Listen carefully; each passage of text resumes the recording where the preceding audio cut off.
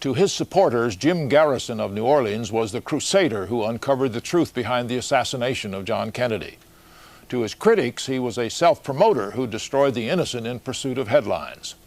Garrison's investigation relied on offbeat witnesses, bizarre tales, and charges of a vast conspiracy. Garrison was glorified in the Oliver Stone film JFK in 1991. Since then, author Patricia Lambert has combed through court documents and government files. Our program is based on her book, False Witness, a scathing indictment of Jim Garrison and his tactics.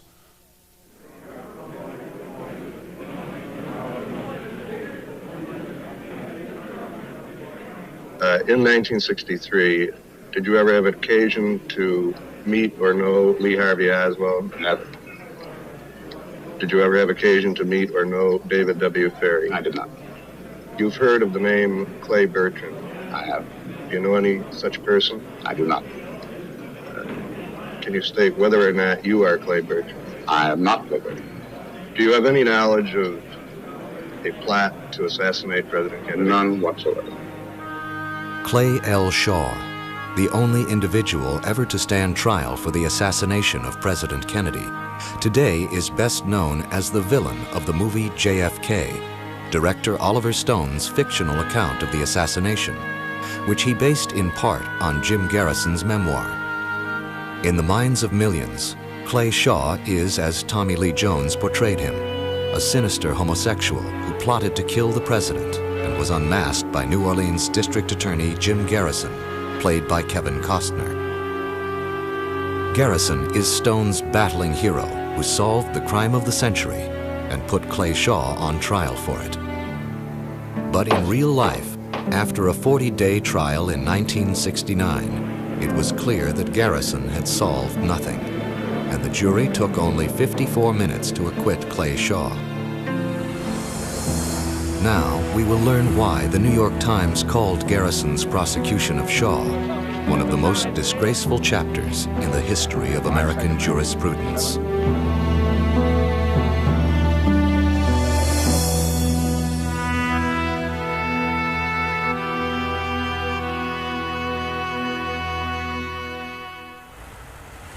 In the 1960s, the assassination of President Kennedy was followed by a growing dissatisfaction with the official version of his death, the ongoing struggle for civil rights, and the movement against the Vietnam War.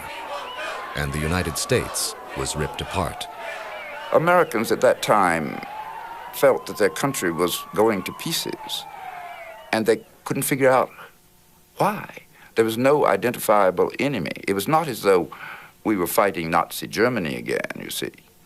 And so I think in that atmosphere, a sort of a national paranoia developed, and people were willing to believe anything. Late in the 60s, a powerful politician appeared in the midst of that emotional chaos.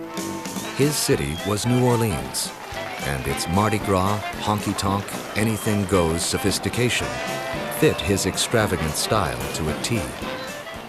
He was amusing, outrageous, unpredictable, sometimes electrifying. In a town where politicians are expected to be entertaining, he was like a Broadway star. Did he have a lawyer in with him today? Yes. On March 1st, 1967, Jim Garrison, the district attorney of New Orleans, grabs the world's spotlight by arresting Clay Shaw, the 53-year-old retired director of the International Trade Mart, for his alleged involvement in the assassination of President Kennedy. This stuns the local citizenry, for Shaw is a staunch supporter of President Kennedy and a prominent popular figure in New Orleans. What none of them understand at the time is the strange series of events that led up to Shaw's arrest. 26 years later, after Oliver Stone's film was released, writer Patricia Lambert, who had followed Garrison's investigation in the 60s, set out to discover the truth about that investigation. Her effort would span 5 years, include thousands of pages of documents and interviews with many of the principals involved. From a batch of 1963 FBI and Secret Service reports, she discovered how two offbeat characters in New Orleans named Jack Martin and Dean Andrews, each left behind a stepping stone that Garrison used 3 years later to reach Clay Shaw and construct a solution to the crime of the century, which Garrison thought would catapult him into national office. It all began the day the president was shot.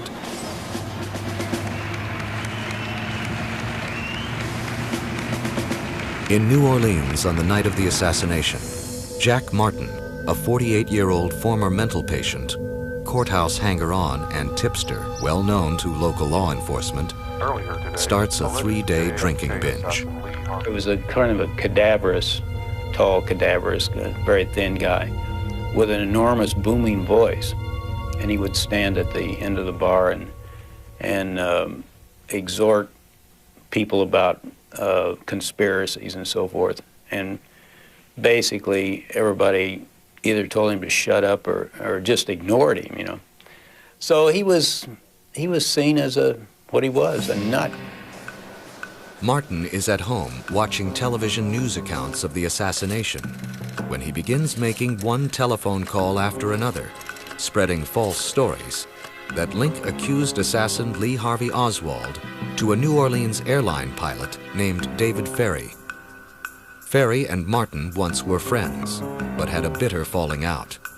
Martin blames Ferry for their quarrel and now exacts his revenge by falsely incriminating him in the president's murder.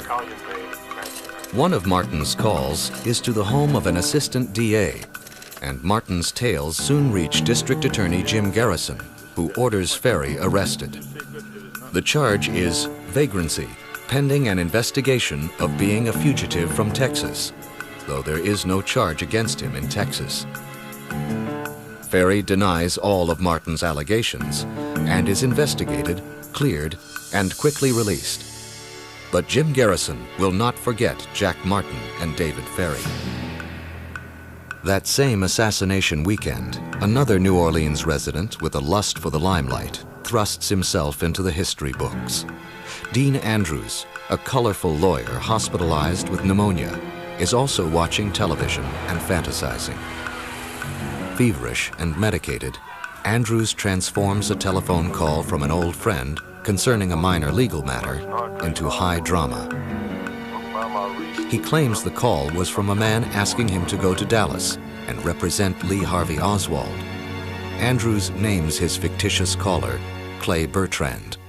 Dean Andrews was a very Damon Runyon-esque character. He seemed to have a way of talking so as to entertain you. Well, I don't know what he's up to. He's picking me like chicken, shucking me like corn, stewing me like an oyster. I mean, he ain't put nothing down but air. It was obviously he was trying to entertain, and he would make up any set of facts you needed to keep your interest up, or to make sure that you enjoyed being around him. But he's not the kind of person you would rely on for any hard facts. Andrews' story about the fictitious Clay Bertrand makes it into the Warren Report.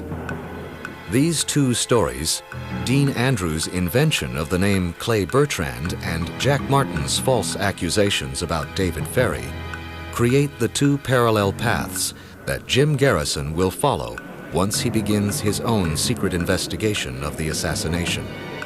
That occurs in the fall of 1966, after a conversation with Senator Russell Long. He happened to mention some of the doubts that had developed in his mind, and called my attention for the first time to some of the problems of the sequence of firing.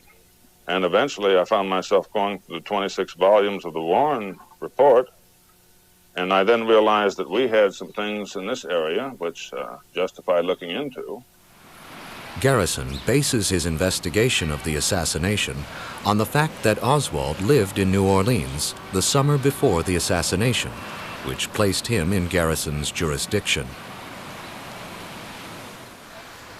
Garrison's first move occurs at Broussard's restaurant, where he invites lawyer Dean Andrews to dinner. Garrison pumps Andrews about his testimony to the Warren Commission. Unaware of Garrison's investigation, Andrews repeats his story about the fictitious Clay Bertrand. Garrison accepts Andrews' story and soon tells his staff that the mysterious Clay Bertrand is none other than the retired director of the New Orleans International Trade Mart, Clay Shaw. Various sources inside Garrison's office have said that he arrived at this conclusion because Shaw and Bertrand have the same first name and because Shaw is gay, the same sexual orientation that Dean Andrews invented for his fictitious caller. Running through this whole tapestry like a golden thread is homosexuality, you see. Garrison's second move is to interview tipster Jack Martin, who feeds Garrison more stories about David Ferry. Ferry becomes Garrison's #1 suspect, and Garrison places him under 24-hour surveillance. Then, 3 local newspaper reporters reveal Garrison's poorly kept secret investigation in a front-page story. That night, David Ferry calls the newspaper. Ferry said, basically, yeah, it's true that your story is true and that Garrison does have an investigation going.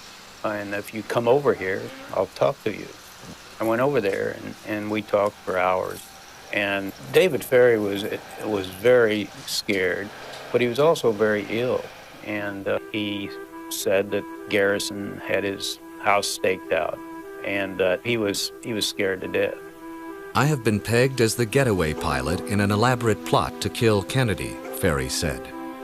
He denied being in Dallas at that time, and he denied knowing Oswald. Garrison's investigation, Ferry said, is an utter waste of time. And he understood that the only way he was going to stay out of Garrison's clutches was to get out there, go public, and hope that he would be protected by his notoriety. Ferry's interview appears in the next day's newspaper.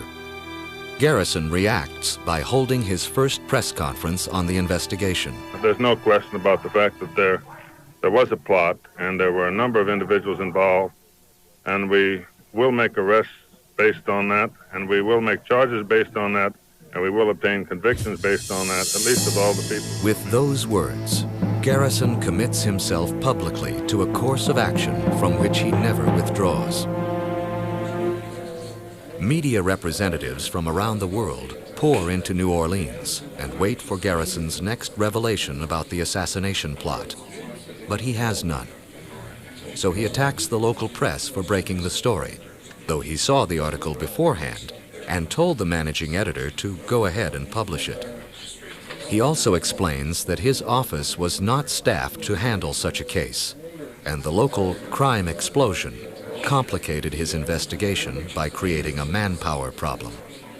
We solved the problem by creating a small task force made up of a small investigative staff of, I think, unusually competent police officers, a handful of assistant district attorneys, an extremely competent private detective named William Gervich, myself, and 1 or 2 other individuals outside the office. Garrison has revealed no new information about the assassination plot. The media representatives pack their bags and leave, but not for long. Almost immediately, David Ferry, unfortunately, dies of a stroke. Garrison claims he committed suicide. There was an autopsy where Al Ozer was present at the autopsy.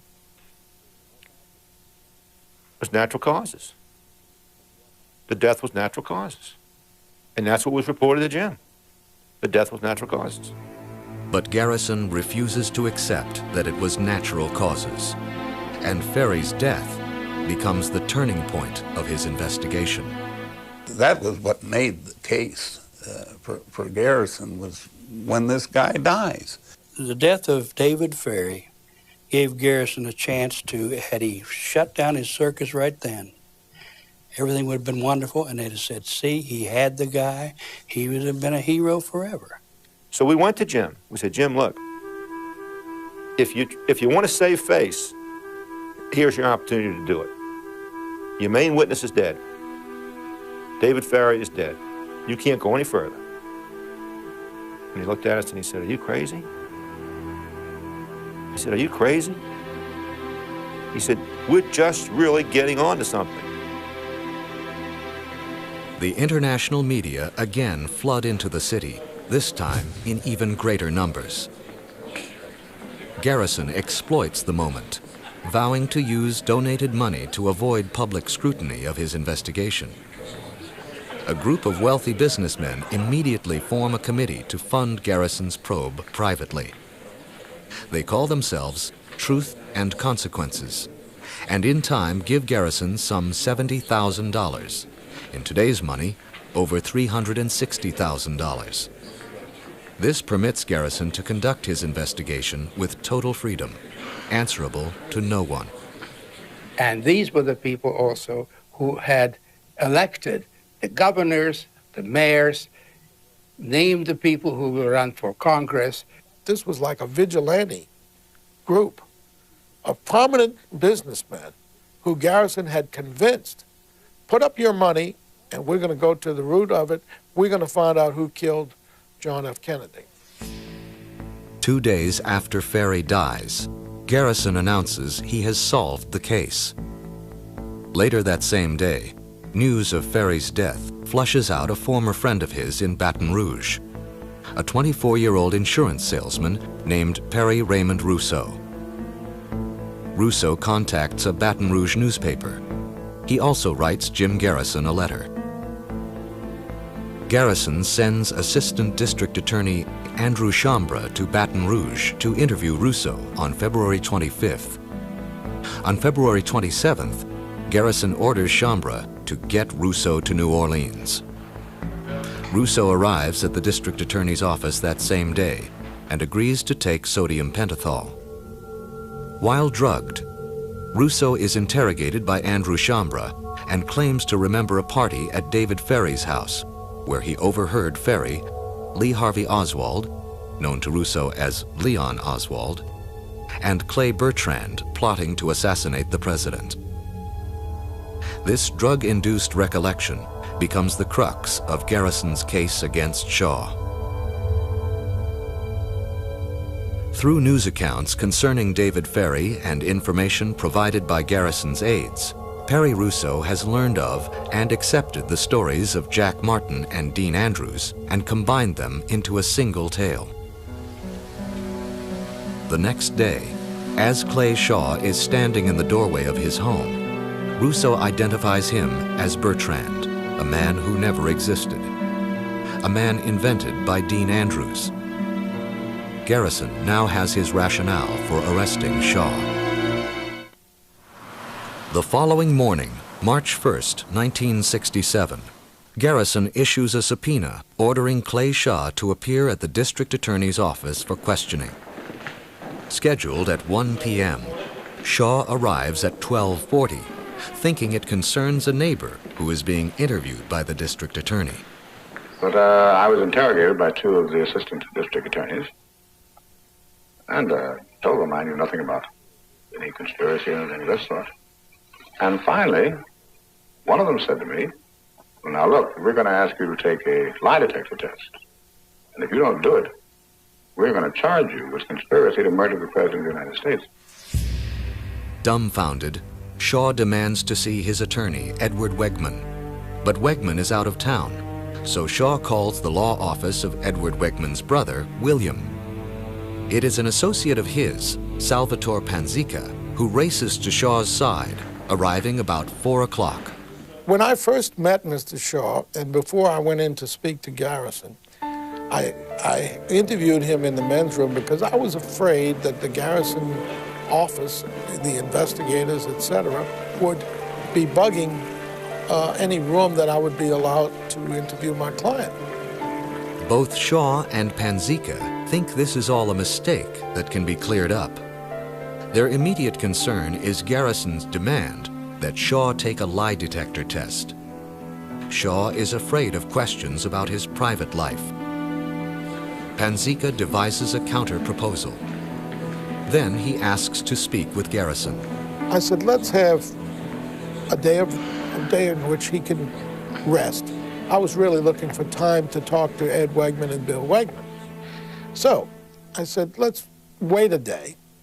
I said, then furnish us his attorneys with a copy of the proposed questions so that we could monitor them. And they said, that's ridiculous. Garrison said, that's silly. We're not going to do that.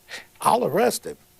Well, I'll tell you, when he said that, I said, what charge? And then he said, conspiracy to kill President Kennedy. And you could have knocked me over with a feather at that point. At 5:30 that afternoon, a stunned Clay Shaw is placed under arrest. His alleged co-conspirators are Lee Harvey Oswald and David Ferry. Mr. Shaw will be charged with participation in a conspiracy to murder John F. Kennedy. It should be pointed out, however, that the nature of this case is not conducive to an immediate succession of arrests at this time. However, other arrests will be made at a later date. He'll be brought down to central lockup from here. Has he been given legal counsel? In a few minutes. Positively from the beginning. Did he have a lawyer in with him today? Yes. What the press doesn't know is that Garrison has arrested Shaw on the basis of one man's unsubstantiated testimony, induced by sodium pentothal. At 8:30 that night, handcuffed and accompanied now by attorney Edward Wegman, Clay Shaw is paraded in front of the press to the elevator in the hall. From the basement garage, he is driven around the building to central lockup. There, he empties his pockets, removes his tie and belt, and is booked for conspiring to murder John F. Kennedy. In the adjacent room, he is fingerprinted and photographed.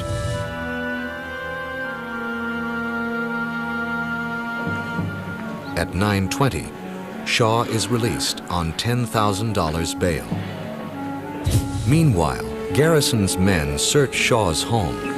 They leave with 4 boxes of Shaw's personal belongings, but find nothing incriminating. At first, we were stunned, and then it didn't take long before everybody realized. People who were not in Garrison's pocket and were interested in things like the truth realized that this was a crock. It was like a dream almost. I mean, just difficult to believe that, first of all, he had arrested someone and put him in jail on such a short notice. And we were all alarmed and scared and terrified of what was this going to mean for him. Garrison conceals the source of information for the search warrant, calling him a confidential informant, setting off a frenzied effort by the media to identify him. That night, Perry Russo, questioned while under hypnosis by Dr. Esmond Fatter, again describes the plotting session at David Ferry's party. But inexplicably, Russo now refers to Clay Bertrand also as Clem Bertrand. In addition, Russo significantly expands the plotting session in this interview, which is the first of 3 conducted while Russo is hypnotized. Anyone knows that a person under hypnosis is highly suggestible, and you can tell a man that he's a Chihuahua dog and he'll bark for you. He was very pliable. I think he was putty in Jim Garrison's hands. And after a point, I think Russo would say anything that Jim Garrison wanted him to say. And then as time progressed, Perry Russo realized he had put himself in a big mess, and he wanted out. But if he didn't go along with what Garrison wanted him to say, he knew he was going to be charged. He got on TV, he got on the radio, he got his picture taken, he was in the paper, he got to eat well, and I'm not too sure that Garrison or someone didn't give him money. They kept Russo alive financially for a year. He let his buddies come down, and they'd drink at the hotel, and they'd play around, and I saw him pass money to Russo. Russo said he didn't have any money. Garrison gave him 2 $100 bills, and I happened to be there. That was when I was in good graces with Garrison. The next day, Shaw holds a press conference and issues a categorical denial. That same day, In a surprise move, Garrison requests a preliminary hearing. It is scheduled for March 14th, 2 weeks off. During the hiatus, everyone is asking the same question. Who is Garrison's confidential informant? None are more interested in the answer than Clay Shaw and his attorneys. Garrison unveils his confidential informant on day one of the preliminary hearing when he calls Perry Raymond Russo to the stand. Russo testifies that Clay Shaw is the plotter he knows as Clem Bertrand. At Garrison's instruction, Russo identifies Shaw by walking behind his chair and placing his hand over Shaw's head. 3 days later, Garrison springs another surprise when he calls Vernon Bundy, a drug addict serving time in the Orleans Parish prison. Bundy claims that one day when he was at the Lake Pontchartrain seawall shooting up on heroin, he saw Clay Shaw give Lee Harvey Oswald a wad of money. Like Russo, Bundy identifies Shaw by placing his hand over Shaw's head. Vernon Bundy would say anything Garrison wanted him to say to get out of jail. When you wake up in the morning and you're addicted to a drug like heroin, you're going to want to do up, use the drug immediately. You're not going to get in the car, go out to the lake, which is patrolled by the levee board police, park, and stick a needle in your arm. On the fourth day, the three-judge panel rules that the district attorney has presented sufficient evidence and that Clay Shaw should stand trial. Yet the underlying record now available reveals the flimsy, often corrupt nature of the evidence Garrison used to prosecute Shaw. As revealed in part by the media in 1967, and at Shaw's trial in 1969, and more fully disclosed in Edward O'Donnell's report to Jim Garrison, Perry Russo took 2 lie detector tests. His readings were so erratic that both examiners stopped the tests. Russo then admitted to each that his story was not true. Examiner Roy Jacob conducted the first test the week before Shaw's preliminary hearing. 3 months later, Edward O'Donnell conducted the second one. He said, I don't know if Clay Shaw was at Dave Ferry's apartment or not. I said, what? I said, Perry, Clay Shaw's a man at 6'6", very distinguished looking. If you were to see him, you'd have to remember.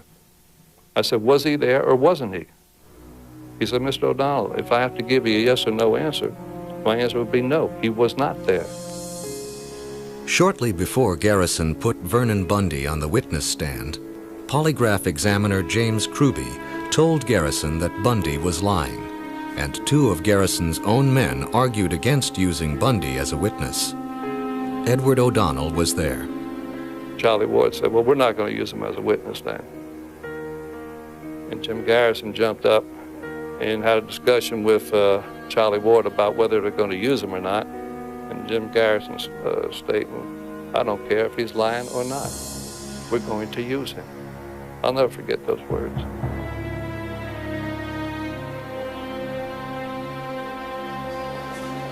Dean Andrews recanted the Clay Bertrand story to the FBI. He told Garrison that Bertrand didn't exist before Garrison arrested Shaw, and despite being charged with perjury and jailed, Andrews refuses to say what Garrison wants him to say, insisting that Clay Shaw is not Clay Bertrand. Later on the witness stand, Andrews will state publicly that Bertrand is a figment of his imagination. At great personal cost to himself, Andrews did everything he could to set the record straight and save Clay Shaw from a prosecution that Andrews himself unwittingly had set in motion. David Ferry repeatedly denied any involvement in the assassination. To prove he was telling the truth, he agreed to be polygraphed and volunteered to take sodium pentothal, but Garrison never did either. Jack Martin was an alcoholic who once sued Garrison and was known by Garrison to invent stories. Martin admitted to the Secret Service and the FBI in 1963 that he made up his stories about David Ferry.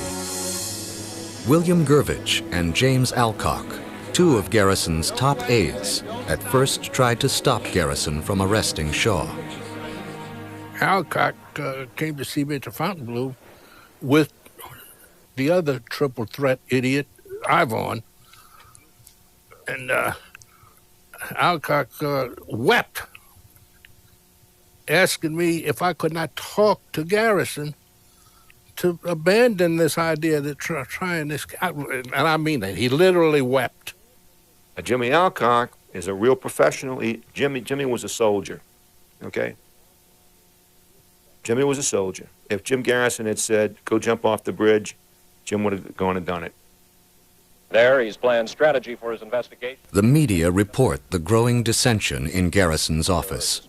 Garrison's investigation has seemed to concentrate on homosexuals. That, of course, is an old police trick, and homosexuals have been a particular target of Garrison's over the years. Even members of his staff have been privately critical of the emphasis on men whose deviation makes them vulnerable.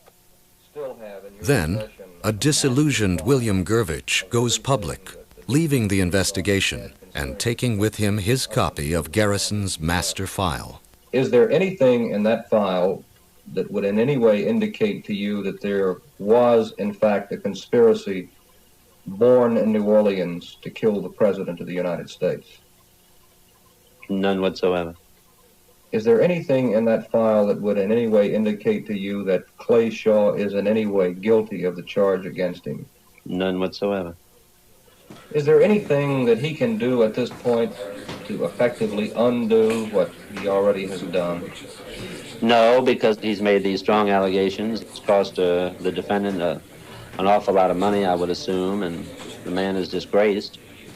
And if Garrison is as wrong as I think he is, I think he should be made to answer for his crimes, like he says Clay Shaw should be made to answer for what he has accused him of doing.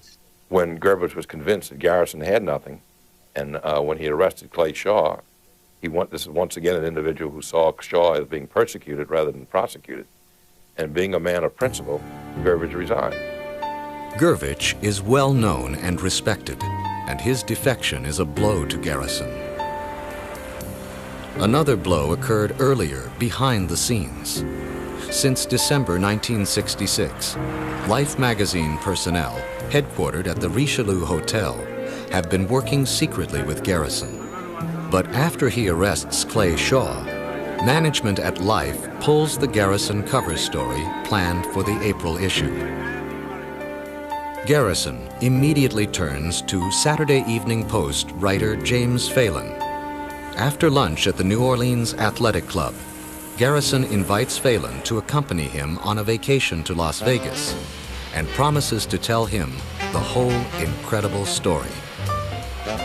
In Las Vegas, Garrison startles Phelan by claiming that the president's murder was a homosexual thrill killing.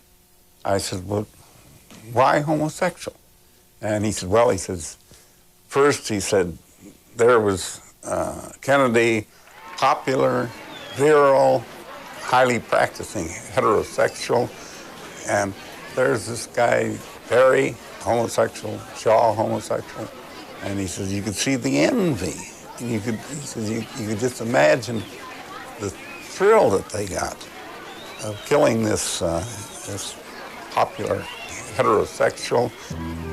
Then Garrison gives Phelan two memorandums concerning Perry Rousseau, which Garrison describes as my case against Shaw.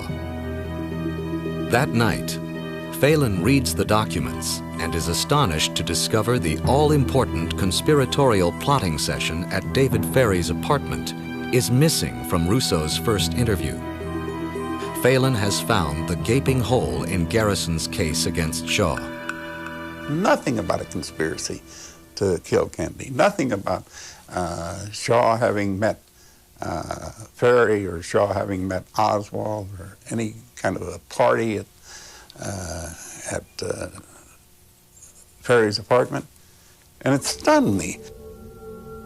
Phelan concludes that Rousseau's story was developed through leading questions under drugs and hypnosis. They had him hypnotized by a family doctor there by the name of Esmond Fatter. And he hypnotized Rousseau, and Fatter had been briefed by the district attorney's office about their ideas about the thing. And he plainly prompted Rousseau. And he made references that the white-haired man is there. And Rousseau didn't respond to that. And then he went on and said, well, you're in Ferry's apartment, and there's Oswald there, and the white-haired man, they're talking about assassinating somebody. Phelan reveals what he learned in Las Vegas in the article he writes. It is the first comprehensive critique of Garrison's case. Garrison never comments on it publicly, but his assistant, Andrew Chambra, in a televised response, denounces the article as incomplete and distorted, and invites Phelan to repeat his charges to the local grand jury. Garrison, privately enraged at Phelan, dismisses his revelations as technical points and proceeds with his case against Clay Shaw. For despite the seemingly obvious setbacks, the results of the preliminary hearing still stand. While Shaw's attorneys file various pleadings laying the groundwork for an appeal if needed, Garrison tours the country, making one charge after another. Earlier, he accused anti-Castro Cubans, homosexuals, some white Russians, an element of the Dallas Police Department, and oil-rich Texas millionaires of involvement in the assassination. Now, he reaches higher. President Johnson is the man who is in control of the federal agencies which have participated in concealing and destroying evidence. And the day will come when everybody else in the world will know that the CIA killed John Kennedy. Shaw records in his diary Garrison's escalating charges. As a veteran of World War II, Shaw has experienced conflict before.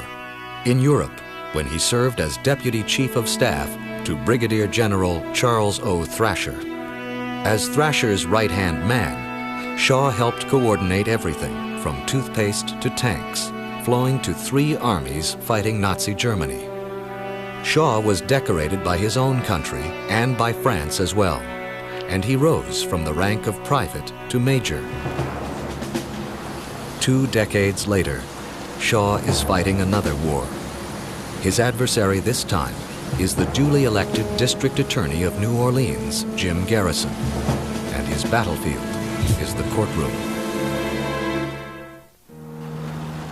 The battle is joined on January 21st, 1969, when the gavel sounds in the courtroom of Judge Edward A. Haggerty, Jr.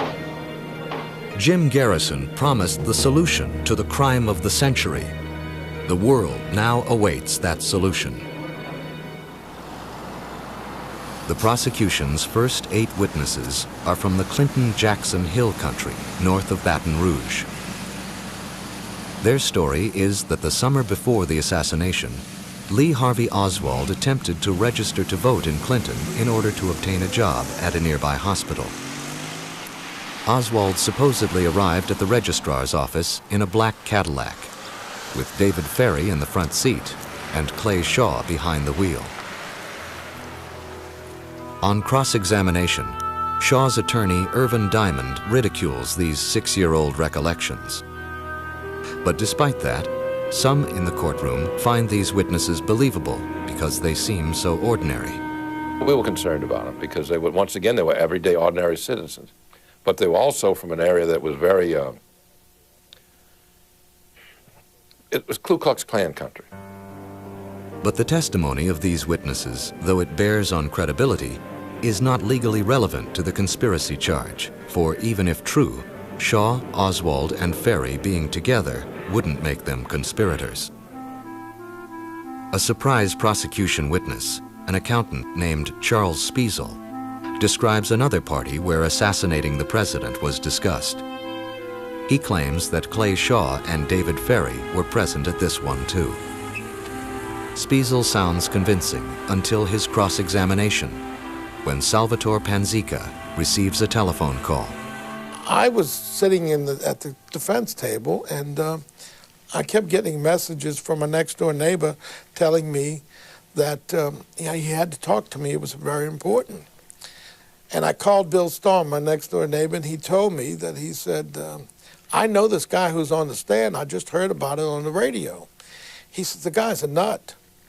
He had his daughter fingerprinted because he didn't want to make sure that the same girl came back in the same body that he sent to college. I was speechless. I could not believe it. It was all I could do to keep from breaking out laughing in the middle of this trial. Here is this man, he's being questioned, and he starts coming apart under questioning and starts telling the jury and the audience at the trial that the Pinkertons were following him with the purpose of destroying his sex life. Spiesel's unraveling on the witness stand is followed by a circus-like bus trip to the French Quarter by judge, jury, defendant, prosecution, and defense teams in an unsuccessful search for the apartment where Spiesel's alleged party occurred. He couldn't have found the right room because it never existed, and it was a complete disaster. The jury ended up laughing. Perry Russo testifies next. He is on the witness stand 2 full days. Though he sticks to his basic story, Russo makes a number of damaging statements on cross-examination. Among others, Russo admits telling polygraph examiner Edward O'Donnell that he didn't know whether or not Shaw was present at the plotting session, and if he had to give a yes or no, he would have to say no. Of the 73 witnesses who take the stand, 52 are called by Garrison's team, yet only Russo is legally significant because only he claims he heard the alleged conspirators plotting. The case against Clay Shaw rises or falls on Perry Raymond Russo. Both the prosecution and the defense tell the jury that. And of the 21 witnesses called by the defense, none are more devastating to Garrison's case than the 2 who directly address Russo's testimony, writer James Phelan and polygraph examiner Edward O'Donnell. Clay Shaw testifies that day too. He again categorically denies all the charges. He never attended a conspiratorial party. He never knew Perry Russo, David Ferry, or Lee Harvey Oswald, and he never conspired to kill the president. But Shaw's name is barely mentioned after the judge sides with the prosecution to allow the Dallas evidence to be introduced. This decision sets the stage for Garrison's attack on the Warren Report, and he banks heavily on the shock value of the first public viewing of the Zapruder film, which shows the president being shot. Those in the courtroom still remember. And they kept playing the Zapruder film. They must have played it 10 or 12 times.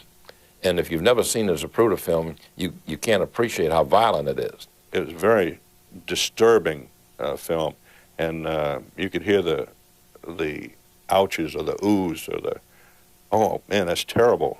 Just, you could hear that murmur in the entire courtroom. This was the most dramatic thing, I think, of the whole trial. It was something real, something you can put your hands on, something you could see. I'm sorry, but I can't help but become emotional every time I think about the Zapruder film and Garrison's use of it. The vicious use of that film to attempt to inflame the jury is one of the worst things I have ever seen as a reporter.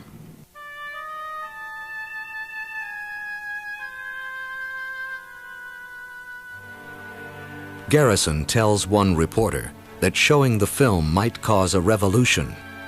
But Garrison's men never managed to connect the film or the events in Dallas to Clay Shaw. To see the Zapruder film and tying in with Clay Shaw, I never could get a communication between the two. In closing, Irvin Diamond tells the jury that the trial is a forum for an attack by Garrison on the Warren Report, and Shaw is a patsy picked to make it possible.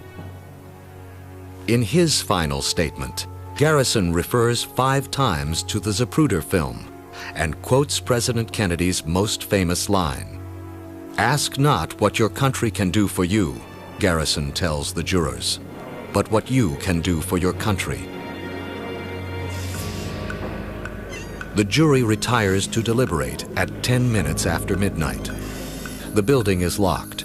The atmosphere is tense. Despite the evidence, most expect Garrison's charisma to win the day.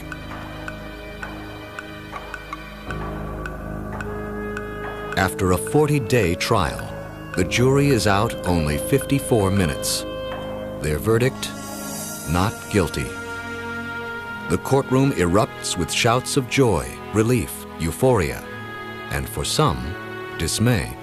Every morning we went to the courthouse, you figure, well, today is the day the shoe's going to drop. This guy's going to come up with something that we don't know about that's credible, and it never happened. Everybody felt the same way, that there was just not enough proof to prove anything. And thank God the system works, because in 45 minutes, people found out that Mr. Garrison was not the truth. When the verdict was read, that was probably the happiest moment of my life. The man was innocent. He was falsely accused. He was falsely arrested. The whole case was built on lies and deception. Astonishingly, 48 hours after the acquittal, Garrison rearrests Shaw. The charge is perjury, 2 counts, for saying under oath that he did not know David Ferry or Lee Harvey Oswald.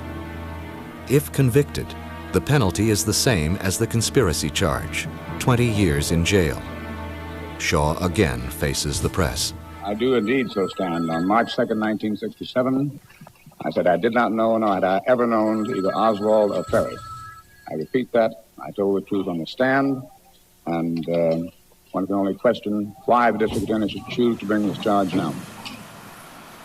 The possibility that Shaw will be convicted is greater this time because of the seeming credibility of the witnesses from the small community of Clinton, Louisiana.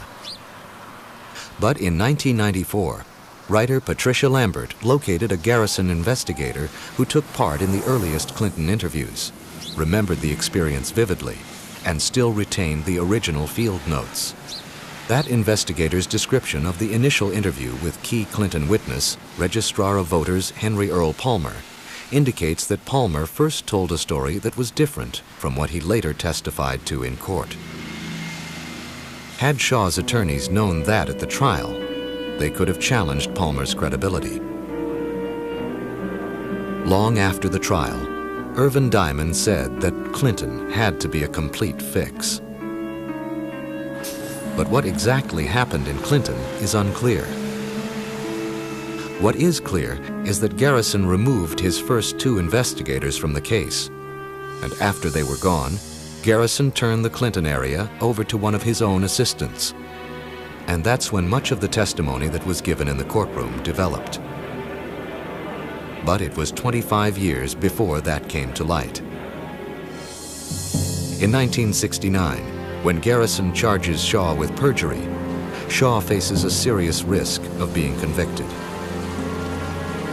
Shaw now turns to the federal courts for protection from Garrison's charges. Well, insofar as further harassment, I've asked the federal government to protect me from continuing harassment and continual suits, to protect my right to a fair and impartial trial in which there should be no perjured evidence.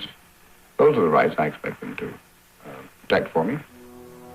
For 2 more years, as his attorneys file one pleading after another in federal court, Shaw quietly endures what he refers to in his journal as supporting the insupportable, tolerating the intolerable, and bearing the unbearable. He struggles with depression, seeks relief in alcohol, and lives the careful, secluded existence of a permanently stigmatized man fighting for his life. Then, after repeated rejections, Edward Wegman's impassioned complaint seeking an injunction against Jim Garrison wins a hearing before United States District Court Judge Herbert W. Christenberry. This time, Garrison is the defendant. The hearing on the civil action entitled Clay L. Shaw versus Jim Garrison lasts 3 days. Garrison takes the witness stand on the second day. Shaw's attorney, William Wegman, fires one question after another at Garrison, forcing him to defend his actions in prosecuting Clay Shaw. Garrison makes false statements, and he is evasive. And Garrison would not answer the questions. He did the equivalent of taking the fifth. Judge Christenberry is displeased and lets Garrison know it. When Garrison finally steps down, he has seen the handwriting on the wall. James Alcock admits on the witness stand that Shaw was arrested solely on the basis of Perry Russo's testimony. At the end of the second day, Perry Russo, who has been subpoenaed by Shaw's team, privately asks to speak to Irvin Diamond. A meeting is arranged. That night, Russo sits down with Shaw's attorneys and repudiates his testimony against Clay Shaw. He states that Shaw was absolutely not in Ferry's apartment and claims that he was brainwashed by members of Garrison's staff to identify Shaw. The following morning, Russo takes the stand and pleads the Fifth Amendment. And of course, the reason he took the Fifth Amendment was if he'd gotten on the witness stand and recanted his story under oath, he would have been charged by Garrison with perjury. Judge Christenberry suggests that Garrison's men grant Russo immunity in state court, which would mean Garrison couldn't charge him with perjury. "We can't do that," replies one of Garrison's attorneys. So Russo is dismissed and never tells the truth on the witness stand.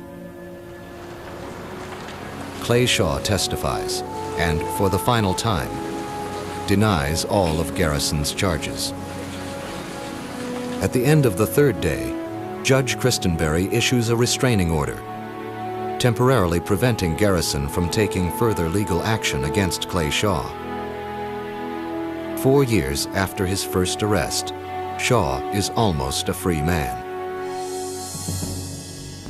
4 months later, in his final ruling, Judge Christenberry orders a permanent injunction against Garrison and publishes a scathing indictment of him and his tactics. Christenberry accuses Garrison of using drugs and hypnosis to concoct Russo's testimony and abusing the power of his office. The Christenberry opinion vindicates Clay Shaw. On November 20th, 1972, the United States Supreme Court denies Garrison's appeal. Shaw is free at last. One of his first moves is to file a lawsuit against Garrison and others. But he has little time left to pursue it. 2 years later, Clay Shaw dies of lung cancer. While he found solace in religion, Shaw died financially ruined and a broken man. It literally destroyed the man. I mean, after that trial, he was never the same. And he deteriorated rapidly. I think one has to ask the question, is Jim Garrison unique? And I don't think he is. I can recall McCarthy doing much the same to innocent people. There's an old saying, people who commit an injustice are bad. The people who sit idly by and watch that injustice occur, they're just as bad, if not worse. Whether there was a conspiracy or not, I'm not able to say, but I can say if there were a conspiracy, Jim Garrison knew nothing of it. What then drove Jim Garrison to pursue Clay Shaw so relentlessly, so heartlessly? Once he mouthed off about this conspiracy, and once he arrested this man and charged him with a conspiracy, to back down after that would have been to admit that he was foolish. And Garrison wasn't about to do that. Jim Garrison was a man who wanted to get what he wanted to get, and if anybody got in his way, he could just run them over. I think he had his eyes set on Washington, D.C. And your, how do you say, your aspirations are to be a senator in Washington, D.C., then you just might sell your soul. And as far as I'm concerned, that's what Jim Garrison did. I think that I'm largely, my value is largely symbolic, that I was used as a pawn. I think that Garrison feels that the end justifies the means. And he felt that if he could bring to the American people what he considered the truth about the death of their president, any means whatsoever was to be used. And it didn't matter much who got hurt in the process. Jim Garrison, who will live another 18 years, is free to write his version of the history of his JFK investigation. In 1969, Jim Garrison is re-elected district attorney. In 1973, he is tried and acquitted of federal bribery charges. 3 months later, he loses his bid for a 4th term as district attorney. He runs unsuccessfully for the state Supreme Court, but in 1978 is elected to a seat on the Louisiana 4th Circuit Court of Appeal. Garrison also has become a writer, and in 1988 he publishes his rendition of his JFK probe, On the Trail of the Assassins, My Investigation and Prosecution of the Murder of President Kennedy. The most far-fetched claim in Garrison's memoir is also the most enduring. The charge that Clay Shaw was a high-level CIA employee in Rome, working to restore fascism to Italy through a trade organization, Centro Mondiale Commerciale, World Trade Center, and its parent company, Permindex. These companies, Garrison claims, were fronts for the CIA. Garrison admits that this story, which first appeared 3 days after Shaw's arrest, originated in a series of articles in the Italian newspaper Paese Sera. But Paese Sera was a publication that the U.S. State Department considered crypto-communist, in other words, of dubious reliability. Over the years, this story has been accepted by many at face value, though the source was unreliable. According to writer Max Holland, in the 60s, when Paese Sera published the story, Paese Sera was an outlet for Soviet KGB disinformation. Among Holland's evidence for this is a document published in 1999 from the Mitrokhin Archive, notes smuggled out of Russia by a former KGB archivist. The KGB, during the existence of the Soviet Union, specialized in an active measure they called disinformation, which is wrapping a lie with a lot of truth around it. The lie at the center of the Paese Sera story was the charge that Centro Mondiale Commerciale and Permindex were CIA fronts. After Paese Sera's disinformation was republished in Pravda, the CIA went through its files looking for any connection whatsoever to either the CMC, Centro Mondiale Commerciale, or Permindex. There were no traces, meaning that the CIA had no contact with either of these business organizations. They had never exploited them, they had never targeted them, they never used them for any purpose whatsoever. Among the facts woven around the story was Clay Shaw's legitimate association with Centro Mondiale Commerciale. In 1958, he was invited to join the board of directors, and he did. He thought it would be a good idea to take a junket once a year to Rome, but as it turned out, he never had the time. He never went to a board meeting. He never met the other members of the board, and by the time he had the time to go to such board meetings, the Centro Mondiale Commerciale had failed. But from Garrison's memoir and the material he left behind, we know he embraced the Paese Sera story as gospel. After these stories appeared, he felt that when he had arrested Clay Shaw, that he had arrested a high-ranking, important operative of the CIA. Yet Garrison was silent about his knowledge of the Paese Serra story for 21 years, until he wrote his memoir. In it, Garrison claims he first learned about the Paese Serra articles after Shaw's trial was over, 2 years after the articles were published. If true, this would explain why Garrison didn't use the information against Shaw at his trial.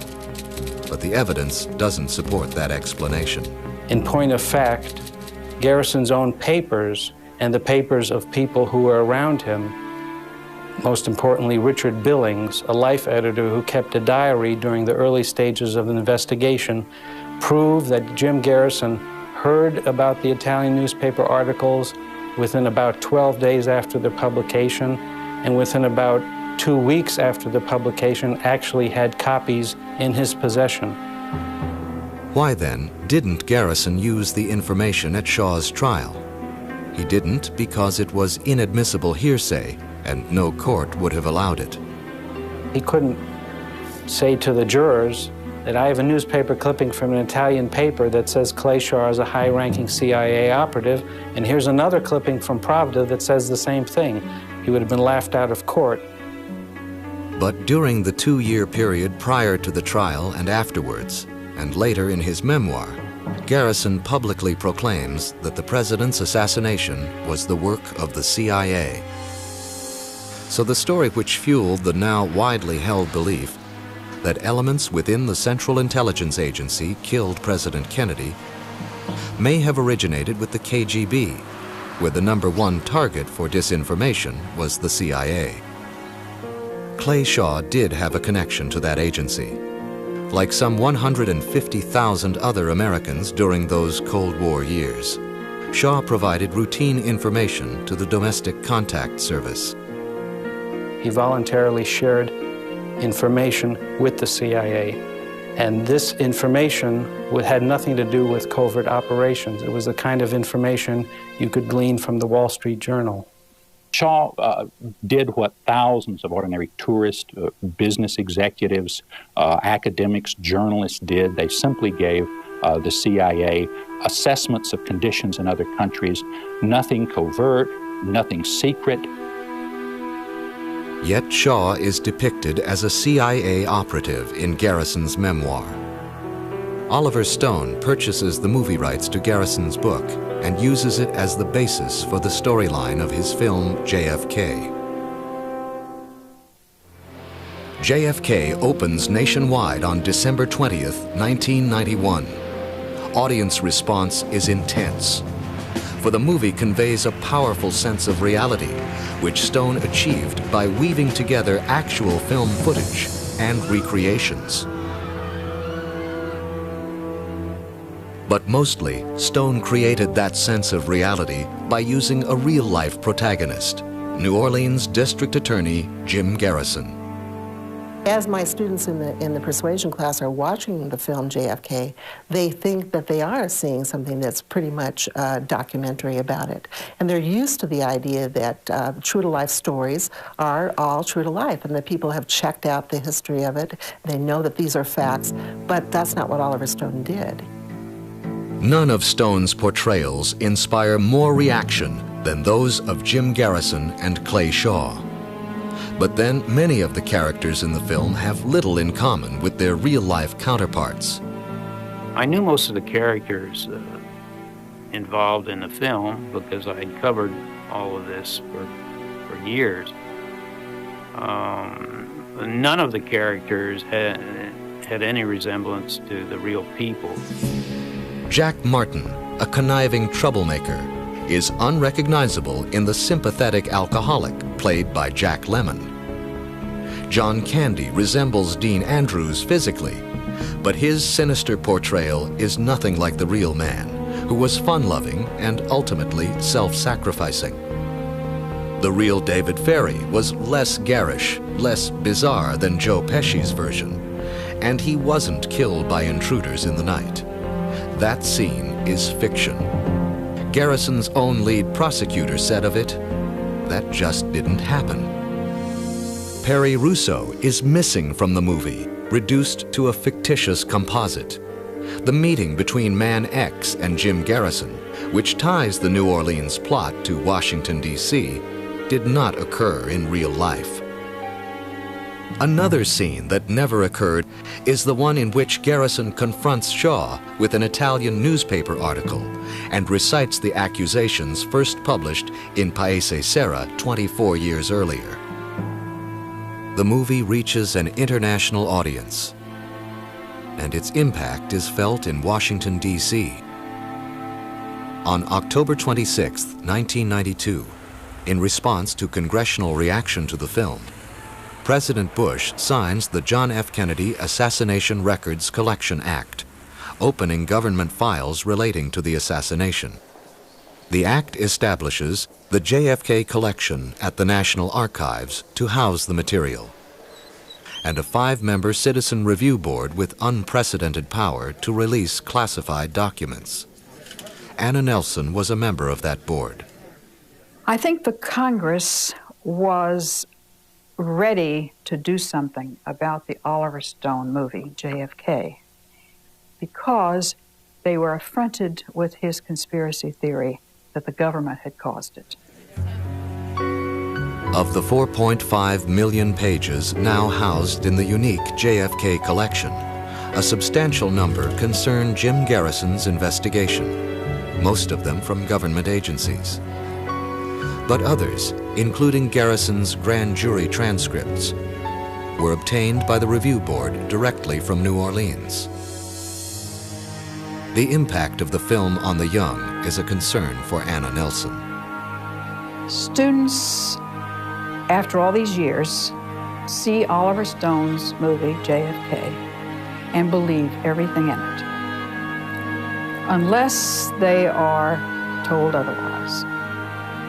The film is available today in an inexpensive video and is playing to a whole new audience, most of whom were born after the events that occurred in New Orleans. It was a terrible tragedy, but it's also a tremendous lesson if people will remember, take note and remember.